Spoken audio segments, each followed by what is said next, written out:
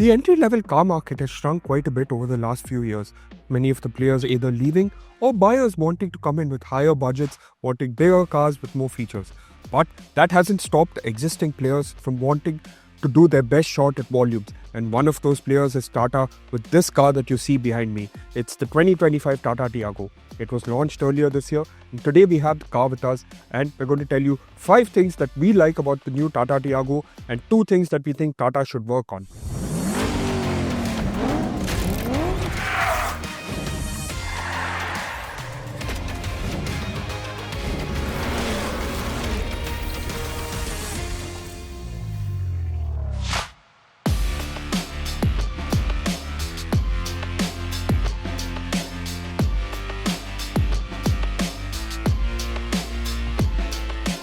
We begin our pros and cons of this 2025 Tata Tiago by looking at the place where Tata has spent a maximum of its budget in upgrading the car in the cabin. And the biggest changes here are that you now get a bigger touchscreen infotainment system and a new design to the digital instrument cluster.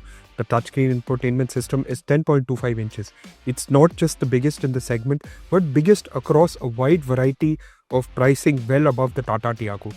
The infotainment system runs the same OS that you get on cars like the Nexon and the Punch. It's an easy-to-use interface with quick access to various functions and with minimal amount of lag. It of course has wireless Apple CarPlay and Android Auto, something that's also new to the segment, and that is something that will be familiar to most of us because of the proliferation of smartphones in our lives these days. In addition to the new 10.25-inch display for the infotainment system, Tata has also upgraded the design of the instrument cluster.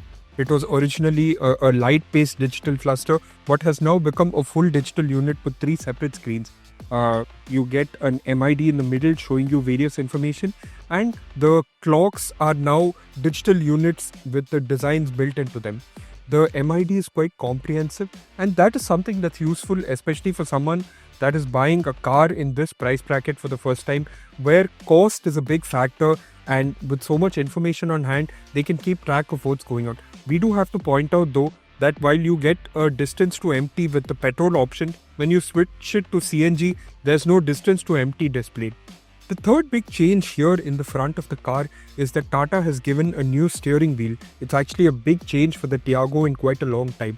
This is of course what Tata calls its new digital steering wheel. You get the illuminated Tata logo in the center and you get a 2-spoke design. This is Tata returning to a 2-spoke design after nearly 20 years. Last time we saw a 2-spoke steering wheel from Tata was the Indica V2 nearly 20 years ago. The steering is very attractive with a silver embellishment built into the bottom, and you of course get the illuminated Tata logo along with steering mounted controls.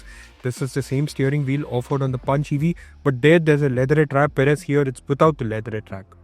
And finally, Tata has changed some of the elements of the center console. While the layout has not changed, it has changed some of the individual elements. Where there was bare plastic before this, you get the word Tiago written here. The design of the air vents too has changed, and now they get chrome surrounds. And of course, dominating the center console is the 10.25-inch display that we just spoke about. This is one of the few cars in the segment to get fully automatic climate control, with the display being in the infotainment system. The car that we're looking at in this video is an XZA CNG AMT. It's not the top spec model, but does get features like this: 2 digital displays, 2-spoke digital steering wheel, 4-speaker sound system, power mirrors, full LED headlamps with LED DRLs, cooled glove box, climate control and chrome door handles. While this already seems quite loaded, it isn't the top spec model, and that's the XZ Plus variant. It's not yet available for CNG or AT variants, but should come along later this year. It's priced Rs 40,000 over the XZ variant, and here is what you get for the additional cost.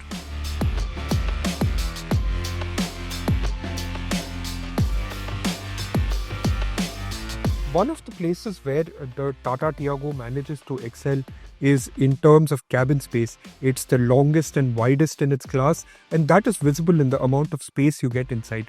Now, sitting in front, you get more than enough headroom, legroom and shoulder room for 2 occupants here.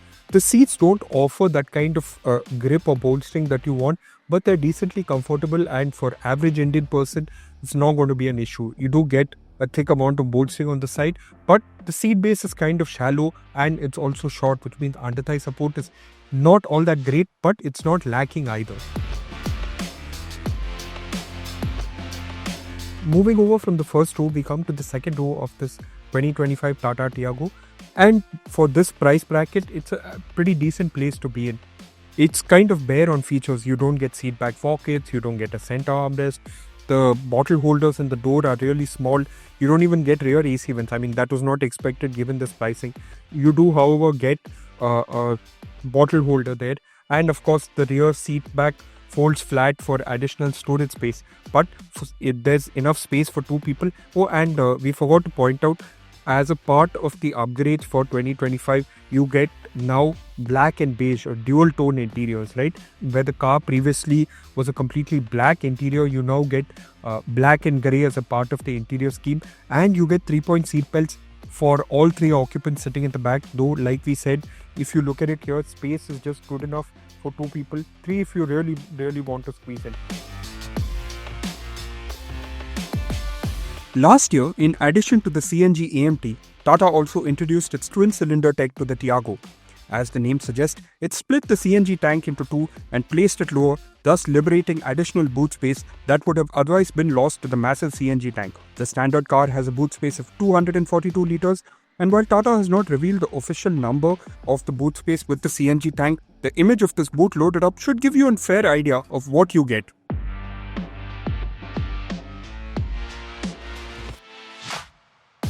When budget and size are a constraint, the looks play an important part in attracting the customer towards the car.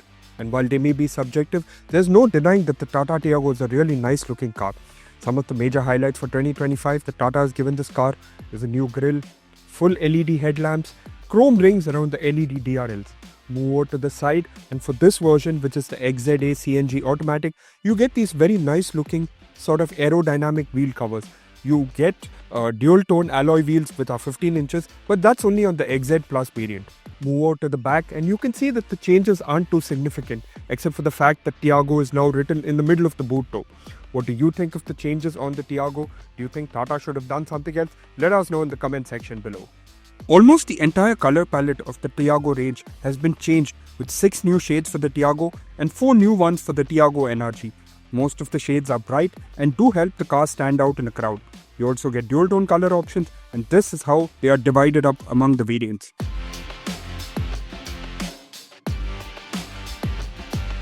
Now we've told you about the exterior design and the feature updates for this 2025 Tata Tiago, but what is it like to drive? So you get Tata's 1.2 litre Revotron petrol engine. In standard, guys, produces 84 bhp and 113 Nm, and in this CNG, guys, produces 74 bhp and 96 Nm of torque, and can either be had with a 5-speed manual or a 5-speed automated manual. In fact, this is the first ever CNG AMT combination that's ever been created. That's a market that Tata has managed to jump onto. Now, as a car to drive, the engine is surprisingly peppy. Even in CNG mode, there's a lot of life. Now, normally one would associate CNG powered cars with being slightly underpowered, lacking a little punch, but Tata has found a decent balance in that manner, and you don't feel like you're lacking power, right? The engine is quite zippy that way. There's lots of punch. You don't feel like you're having a lack of pace. One is though they've had to firm up the ride a little bit as compared to the standard car, and that is to account for the weight of the CNG tank at the back. The second is that the gearing has got a little taller, especially when compared to the standard petrol version, and that is so that you can rev the car a little harder to be able to gain more speed, right? If you have a little more taller gearing, you'll be able to generate speed a little quicker. Surprisingly, the steering has weight on it. Normally, something that you won't find in this segment of the market. The steering has a decent weight to it, and while the feel is not great, it does have weight, and that's something that will help you along. It adds to the overall driving experience. Like we said, even in CNG mode, you don't feel the lack of punch, and that's because Tata has managed to balance that quite well, and it's good fun to drive that way.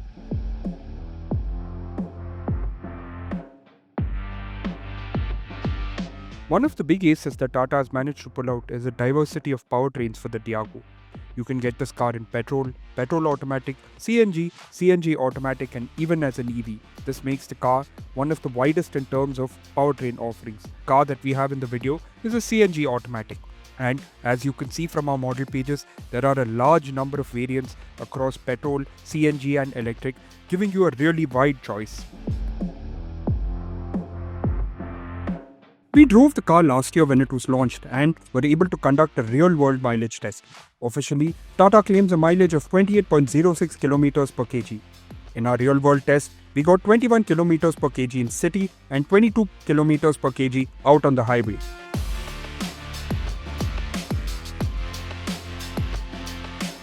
With its small proportions and light and easy to use steering wheel, the Tiago is an easy car to drive and park. The edges are easy to judge, so even if you are in a tight spot, it is not difficult to maneuver. This ease of use combined with the peppy automatic powertrain means navigating city roads, where this car will spend most of its time, will be a much easier task than expected. In this age of high-riding SUVs and larger vehicles that buyers have been gravitating towards, the Tiago is a reminder of why a fully loaded compact hatchback is just as much fun as a large sedan or SUV.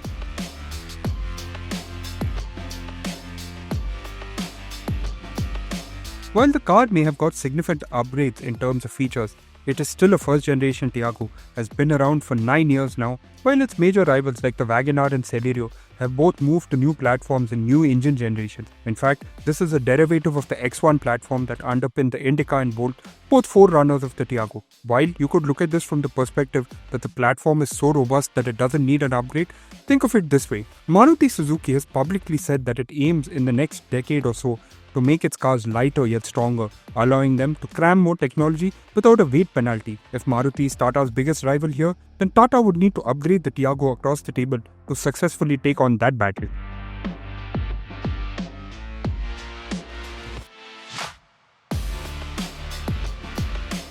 The way Maruti and Hyundai have been able to tackle three-pot engines in terms of NVH and refinement is a game that Tata has yet to catch up with. It's made great advances over the last few years, something that's visible with the CNG AMT package, but still has a long way to go. The vibrations are quite evident in the steering and gear lever, while road noise too is significant. However, like we said, they have made a huge step up from past iterations, but have a long way to go, especially when you consider the competition.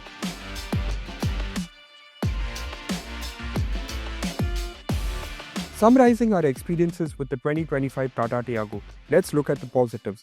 1. It's very feature loaded. In fact, it's now one of the most feature loaded cars, not just among its class, but quite significantly way up. With things like the large touchscreen, digital cluster, fully automatic climate control.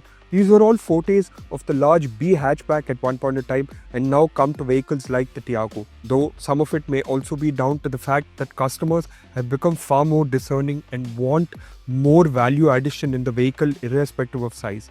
It has diversity in powertrains. You get it in petrol automatic, CNG automatic, and there is even an electric version. There is no vehicle in this category or class that offers such a level of diversity unless you go for Tata's very own Tigor, which is essentially this car's sibling in sedan, guys.